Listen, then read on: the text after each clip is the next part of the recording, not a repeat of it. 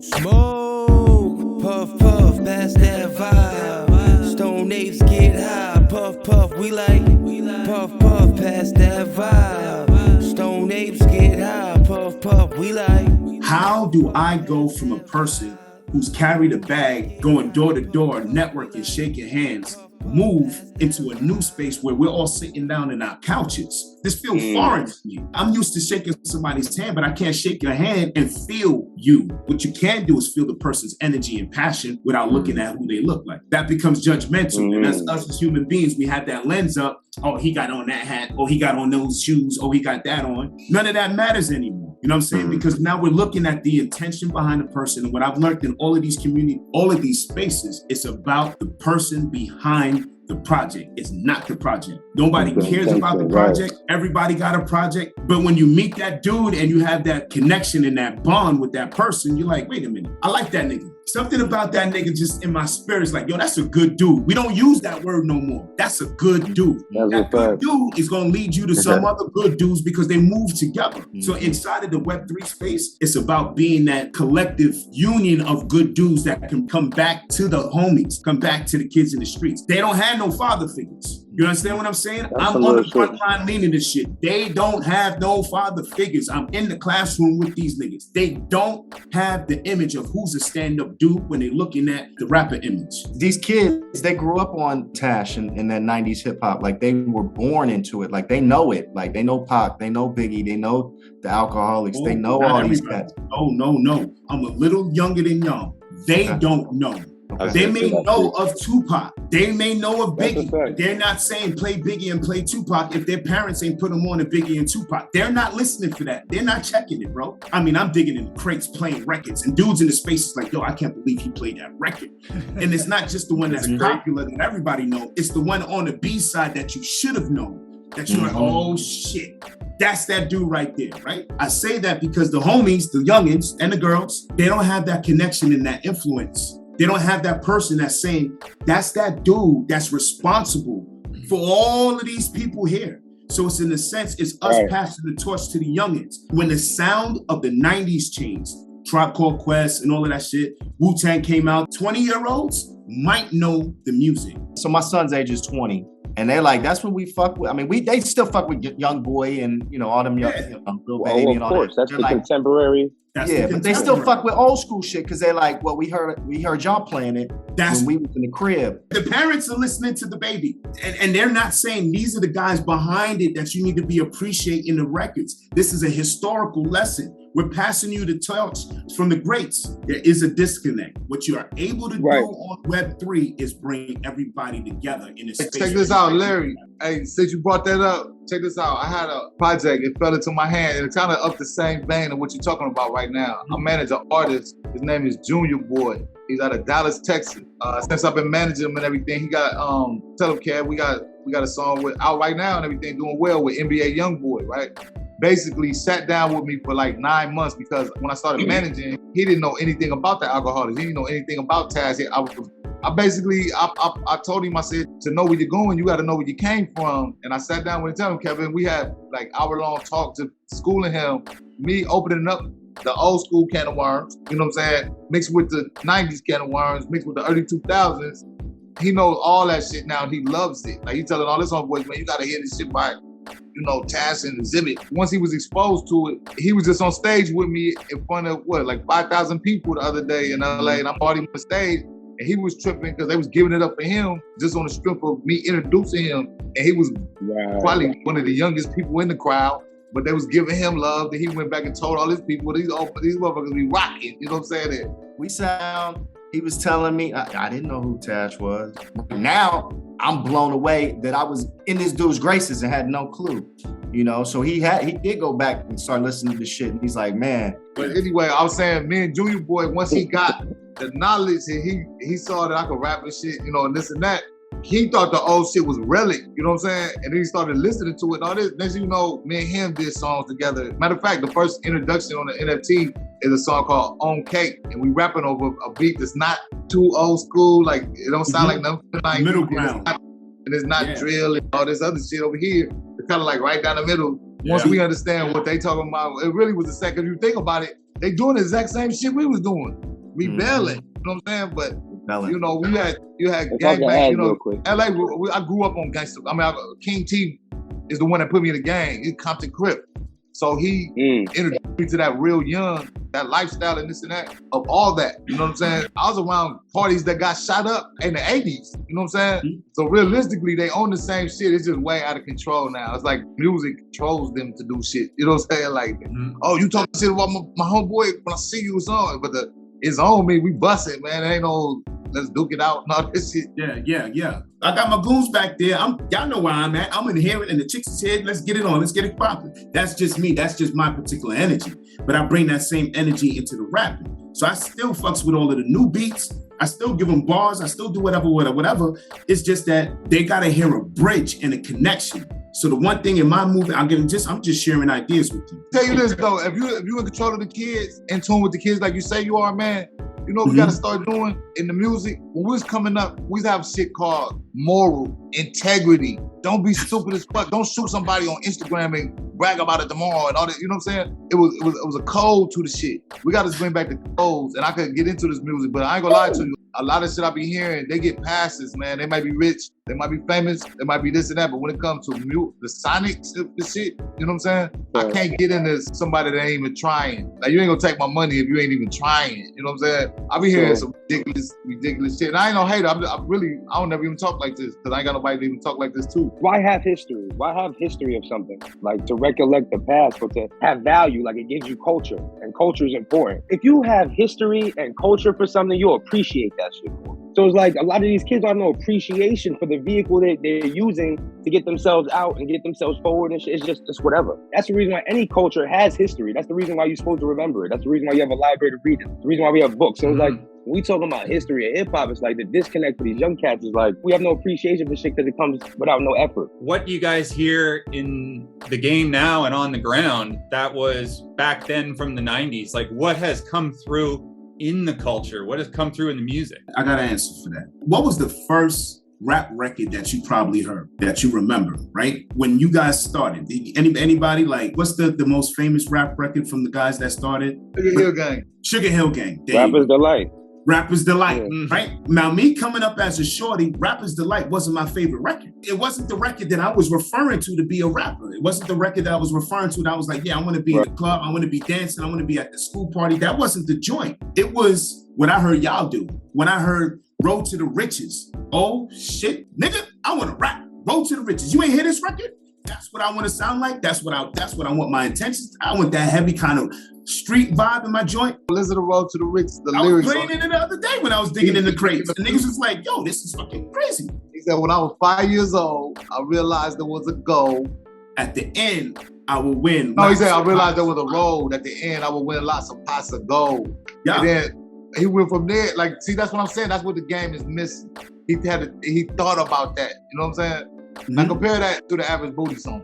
So if we was in front of an award show and they said, these are the two, what song is the best? Lil somebody, Lil whoever the fuck over here, and we got Cool G Rap Road to the Riches over here. It's unanimous. The little somebody, he gonna win that. It's like niggas is still trying to go to be the prom king and shit. You know what I'm saying? Like, motherfuckers is trying to be the man and they leaving the whole culture and everything is stood for. And you know, the hip hop started because gangs in the Bronx was beefing. They needed an outlet, something to do. There wasn't no programs, basketball, football, the MC battle, you know what I'm saying? And gangs started, you know, like if you see the Fearless Four and the Cold Crush on the basketball court and shit, they was really beefing in the street before that. You know what I'm saying? And they battled it out on the rapping against each other, and then they caught on, and then, you know, that's how the shit started. When I'm dealing with the students from the classroom, I'm watching and I'm observing, and I'm seeing the effects that the lyrics have. I'm looking at what they're listening to. I'm seeing the effect of quote unquote reality TV has on them. We're up against a bigger media.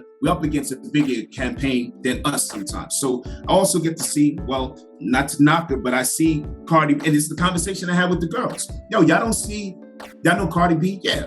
You know that story about her with her daughter when she was playing her song? Yeah. What happened? Well, she was playing her record, and then her daughter walked in the room and she turned her song off. You ever ask yourself, why did she turn off her own music when her daughter walked in the room? And I'll just stand there and wait. Oh, great, coach. What you trying to say, coach? I'm not trying to say anything. There's nothing that I need to say. What It's been said. did the artists do when their own child walked into the room?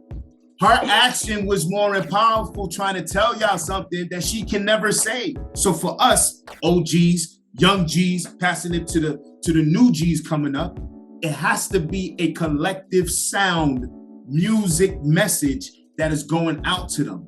It can't be one person handling it. It can't be Tash handling it on his own. It can't be Grey Wolf handling it on his own. Then it's going to get diminished and you're going to get drowned out.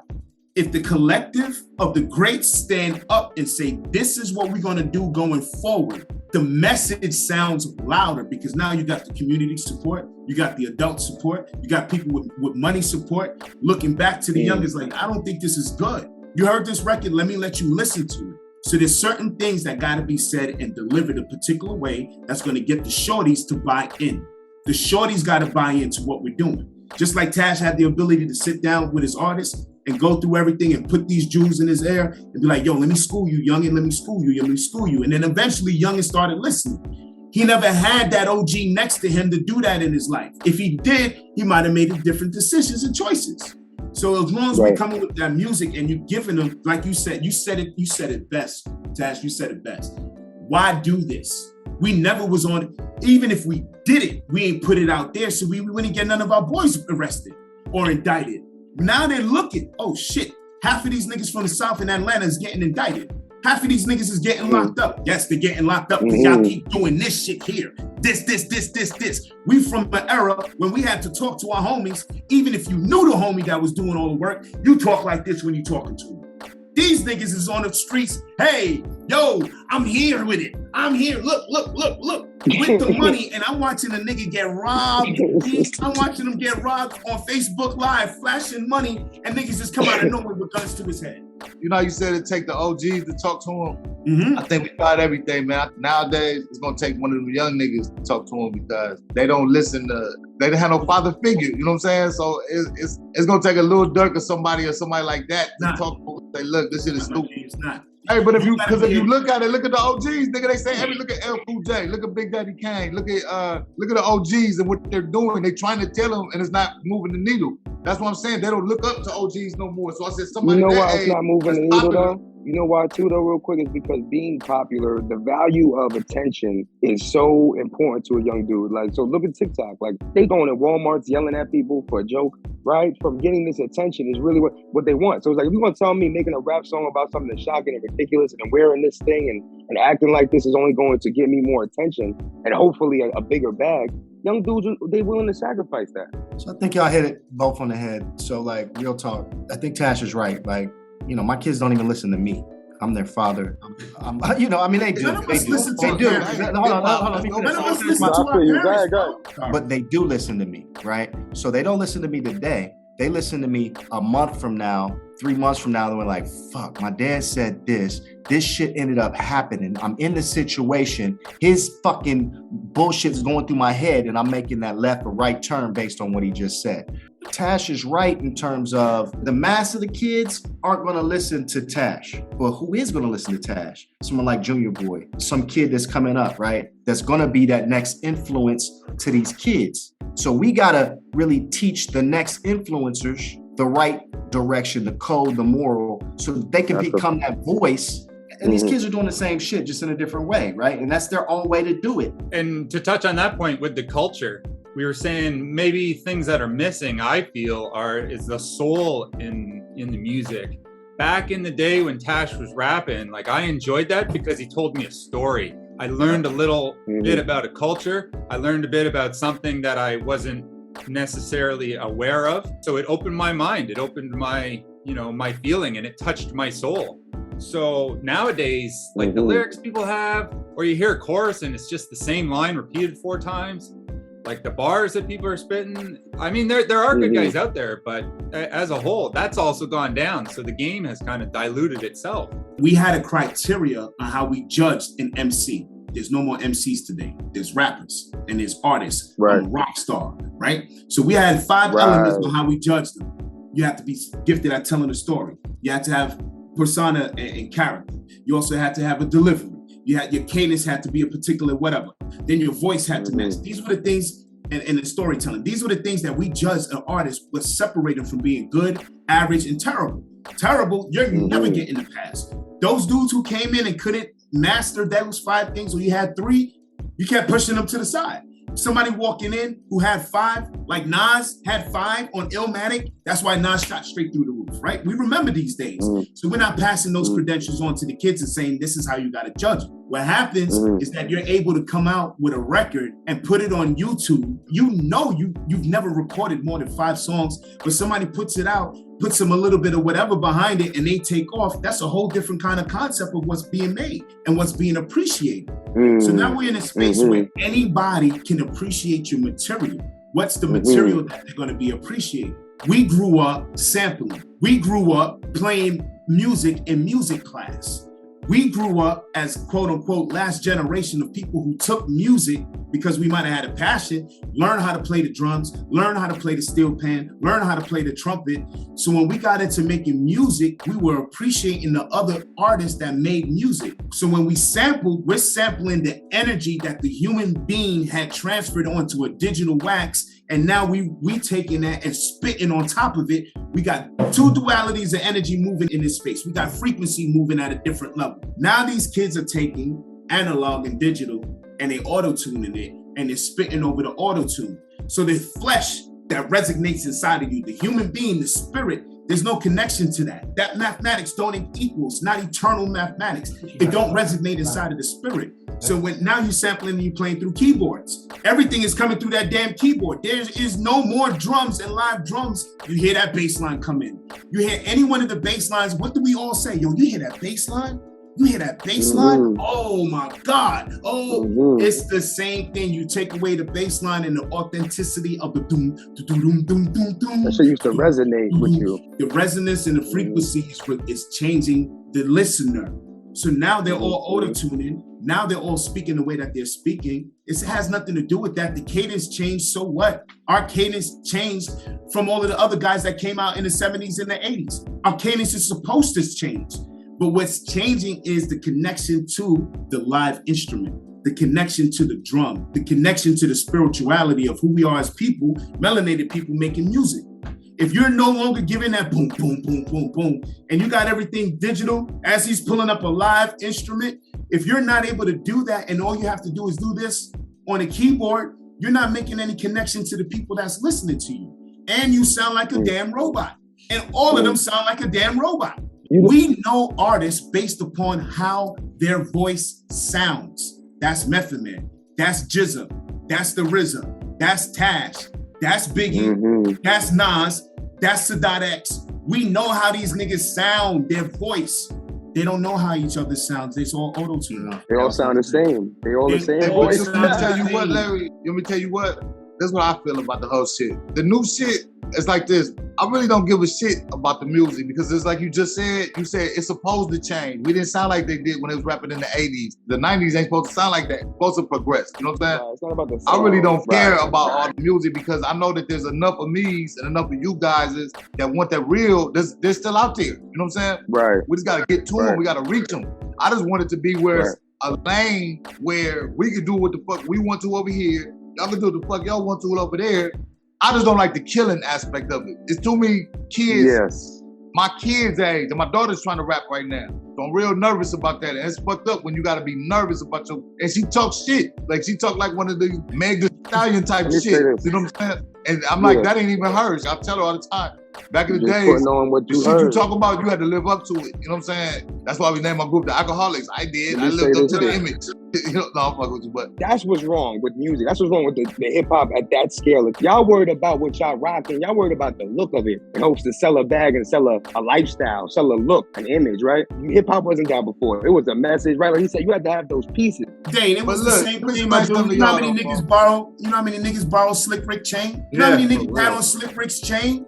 Every rapper in the 90s had on Slick Rick chain, the same damn chain, son. But they still had, like you said, they still had to have the effort, the quality, the skill of an MC. They had to rap. I'm not saying borrow's the issue, because that's fake it till you make it type shit. What I'm saying is like the issue is like, they didn't say that he had value as an artist until he put a chain on.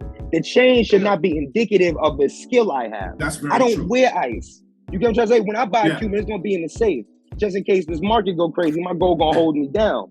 I'm not rocking ice to appeal to you. My skill do that. So what I'm saying is, back in the day, though, they might have still borrowed the glitz and the glam to get the attention. That's just the hype. You had to have some backbone of quality and skill, because if you couldn't do that, I don't go fuck you up the Cuban. Now it's like, just have a Cuban and just get the face tats and you're lit. You're good. We're under the influence right now of what is the image, quote unquote, of success. I'm a dude who got another chain in his room. I'm telling you, me, same me. Walk in, take the chain off, put on the second chain hanging underneath this one, go somewhere, and the girls is like, oh my God, he's so cute. He's so cute. Oh, I take off the 2 chains, put them down, come back outside, they walk right past me. Same face. Yeah. In the Web3 space, you don't have to worry about that shit no more. You could be an avatar walking around and nobody's going to give a shit because they're going to get to appreciate you and your music. That's what I'm saying exists in the Web3 space 100%. Where you can bring the shorties in. Y'all know my resume, right? Like y'all heard my stuff before and everything? Yeah. Oh, y'all been looking at me this whole time, right? I hope the listeners have heard your music. All right, look. All right, check this out. Do these make my raps any better?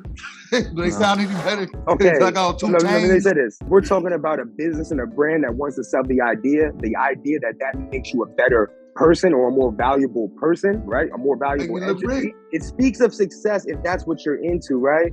And so for me, it's like, no, I want to hear what you're saying, and you have the value of what you've done and impacted other artists, but just your quality with your pen, right? That's what it should be about. Like you said, in the Web3, we looking for that. What are you providing? Because other people that, oh, fam got he icy than a motherfucker. Okay, let's fuck with him, because they want to sell an idea. And that's really what a lot of shit is now. My first single that I'm dropping on the NFT, I address all this shit. I started rapping this shit and everything. And then I started rapping like not myself and everything. I said, something you wondering why I'm rapping? I said, why I'm rapping funny? I said, cause to make some rap money, I dumbed it down for the dummies. And then I started rapping about everything they rapping about. I said, I murder niggas, pimp chicks. I said, I bust sticks, I said, my jewelry. Like, ooh, probably was like, oh, that's my favorite song. I said, all I do is stay paid. I said, I said, some. I said, all I do is stay paid. These rappers out here rap like they ain't making past the 8th grade. I said that in the rap. I said, you should do like Nipsey Hussle, get the power, get the muscle, get up off your ass, nigga. No, man. I said, get the bag, Louis Duffel and all this shit. But the whole thing I'm saying is I addressed it. I started rapping like them for a couple bars to let them know how stupid they sound. They reward motherfuckers for the dumbest you can sound. You know what I mean? You know, I have a theory. It's like, if I reward you for being mediocre, you won't want to be great, huh? Back in the day, to make a song, you had to put in some fucking effort, bro. Like, there wasn't a studio everywhere. There wasn't a phone. You can record an album on your phone now. So what does that mean? You might not appreciate it as much. You didn't go through the same amount of effort and energy and time and struggle, right? And pain. Maybe now it's just where it's like, we had the moment where it's like, whatever, right? You fooled yourself into thinking that's enough, right? Because you got the chain or you got the platform to talk some bullshit. That's enough. It's not. You know what I mean? So maybe that's part of it too. Nah, we looking at people be able to get away with walking around with fake jewelry, costume jewelry. We're looking at people walking around. Come on, he from my hood, 6'9". He got the Hollywood money in his arms, at least $250,000, $350,000 in his arms. He drops it on the bed. Oh, now they find out it's fake, right? And he's stunting. But to the image and to the youth, the impressionable mind, he's walking around paid. Nobody's gonna question him. The perfect that's been going on since the beginning of time, though. Thank you. That ain't going nowhere. That hasn't gone anywhere. Some of that money's real, though. Niggas have champagne bottles, but they got ginger ale inside. Shake it up and you do all of this. Nobody knows what it is, B. Nobody knows what it is, but we're stunting off of the impression of the mind. People believe what the hell they see on television, quote unquote, of success, quote unquote, of the new black man, quote unquote, of what you need to look like to be that dude. Hey, I wanted to get a chance, man. I want to play the song and get you guys' opinion. Can we do that, Tash? No, I don't give a shit if y'all don't give a shit. I don't give a shit if y'all ain't judging it and saying, but it's like some totally different shit. Judge you. So when I do my solo shit, that's different than the alcoholic. So I like somewhere else with it. This is a club. Definitely, it don't matter what y'all think. It's already been played at pool parties already and shit. It's all here. Listen, I want to go to the Summertime, pool party. my Nigga, we girl. out. Let's go. Hold up, wait a minute, hold up. We couldn't start the party till my smoking buddy showed up. Now they here, weed and beer. Welcome to our atmosphere. Promise me you won't tell nobody what happened here. Skies are sunny, plenty money, niggas trying to take it from me. Not an option, I be popping, girlies wanna shake it for me, naked for me. Why I'm rapping funny? Cause the mix of rap money, I dumped it down for the dummies. I flip bricks, bust sticks, murder niggas, pimp chicks, pop pills, so what? My jewelry made me look rich. Hood chicks, foreign whips, all I do is stay paid. These rappers out here rap like they ain't make it past the 8th grade. You should think like Nipsey Hussle, get the power, get the muscle, get up off your ass, nigga, get the bag, Louis Duffel. Keep it west, crack a lacking, pool parties packed with action. My homies used to it, all the out-of-towners feel Where the the fuck gas. you at? Where the fuck you at? You smoke, you drink, you wanna party, fuck with Tash. Where the fuck you at? Where the fuck you at?